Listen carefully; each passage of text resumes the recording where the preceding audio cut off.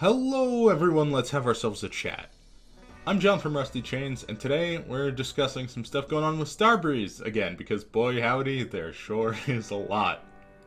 Between press releases and the Payday 3 anniversary stream, we've got a lot of news, and a lot of it is pretty rough. First up, Project Baxter has been cancelled. The 4-player co-op live service in the Dungeons & Dragons universe has now bit the dust after years in development. And I got mixed emotions about that, to be honest. A lot of the staff are being moved back to Payday, which is becoming the company's main focus again, as the team size has more than doubled. That's great! Should have been done a long time ago. Baxter has been a big problem, and the majority of the company being put on it strangled Payday 3's chances to easily get back on track and grow. However, 44 staff were now redundant and have been laid off from Starbreeze. That's sad to hear, as this is a volatile industry and an even more hostile economy. I hope they all land on their feet and find something good that works for them. In addition to that, I can't help but lament all the time lost on Baxter.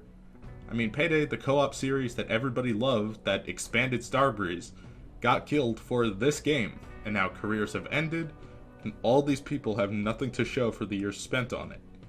It's tragic, and now the legacy of this game will be its nickname of Project Backshots because it completely fucked Payday.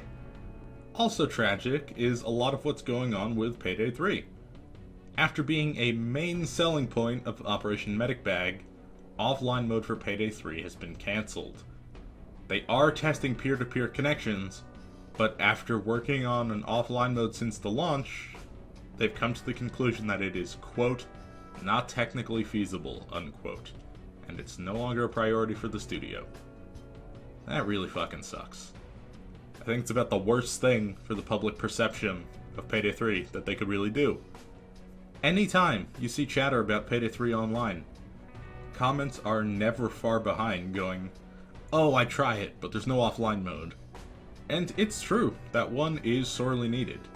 Payday 3 is now on a ticking clock, forever.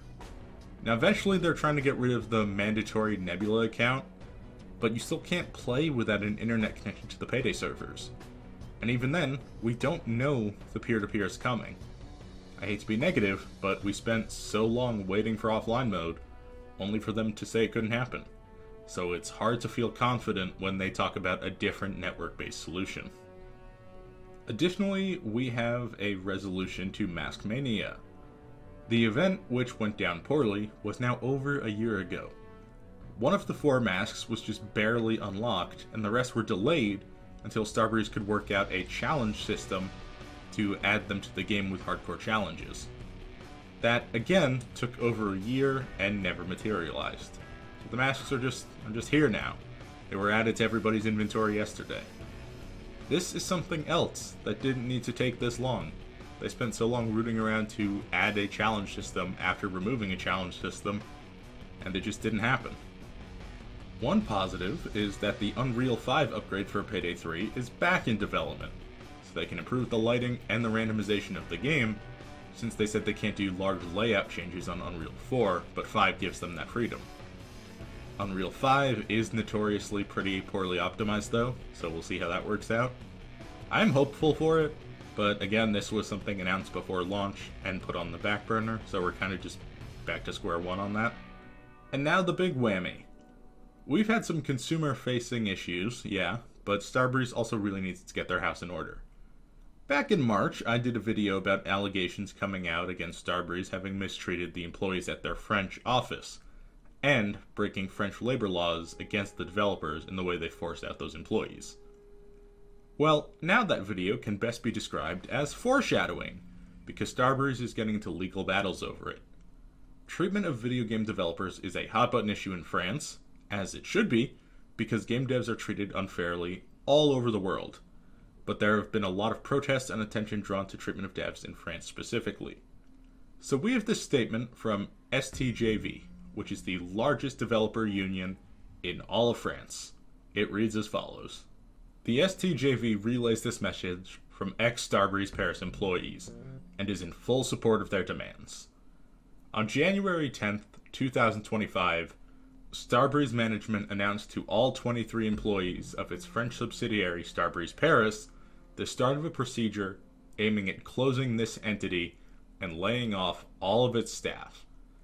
All of these workers were assigned to the studio's games projects, such as Payday 2, Payday 3, and the more recent Project Baxter, just like Starbreeze employees in Stockholm. This cessation of activity only exists in theory, as the Swedish parent company is recreating similar positions in Stockholm. Starbreeze is comfortable with this strategy and even proudly claimed in its Q4 2024 shareholders aimed report that closing foreign subsidiaries will optimize the group's market value.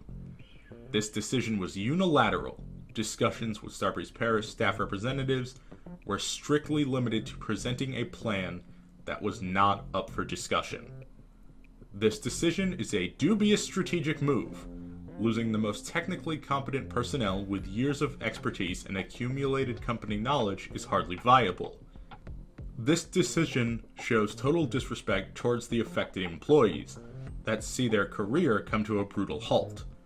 Absolutely no compensation other than the bare legal minimum was offered, and management even refused to pay arrears for employee expenses linked to the use of their personal space in an all-remote company. This decision is illegal.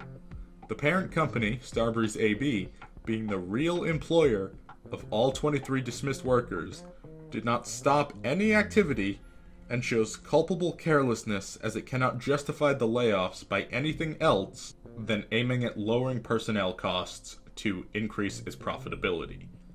This kind of action has sadly become more frequent within the big companies of the video game industry, foregoing all respect towards those who create and build the games.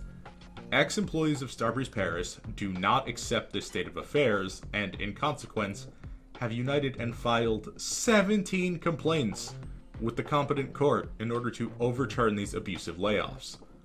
With this example, we want to establish that the video game industry does not exist above the law. We strongly encourage other workers in the field to organize and fight for their rights in order to end this kind of practice. With that, as you heard, there's a whopping 17 labor complaints filed against Starbreeze in the court.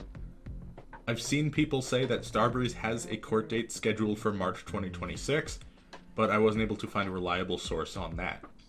Regardless, not a good time to be Starbreeze. With Payday 3 still struggling, their cash flow can't have been great. To my knowledge, the game has not turned a profit yet.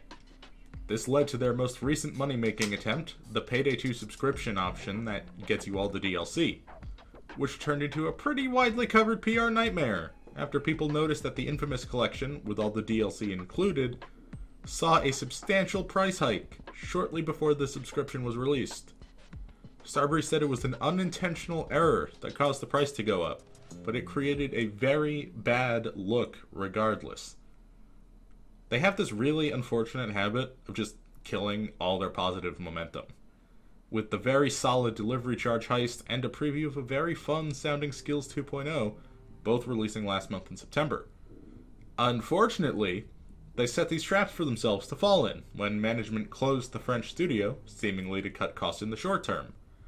So let's see if the money saved by cutting a crucial and experienced team is enough to counter the coming legal costs from closing that team. This is such a painfully mismanaged company. Everybody told them from the minute online only was announced that wasn't going to work. Everybody told them focusing entirely on Baxter for a significantly lower level of investment in Payday 3 was a bad idea. And that's a conclusion they came to way too late.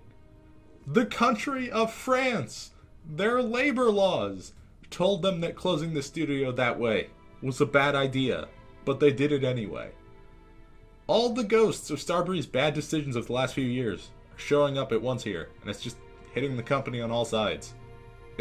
Shit's rough. I was really hopeful for the future of Payday after reading Skills 2.0, but now I'm very much struggling to see any form of excitement.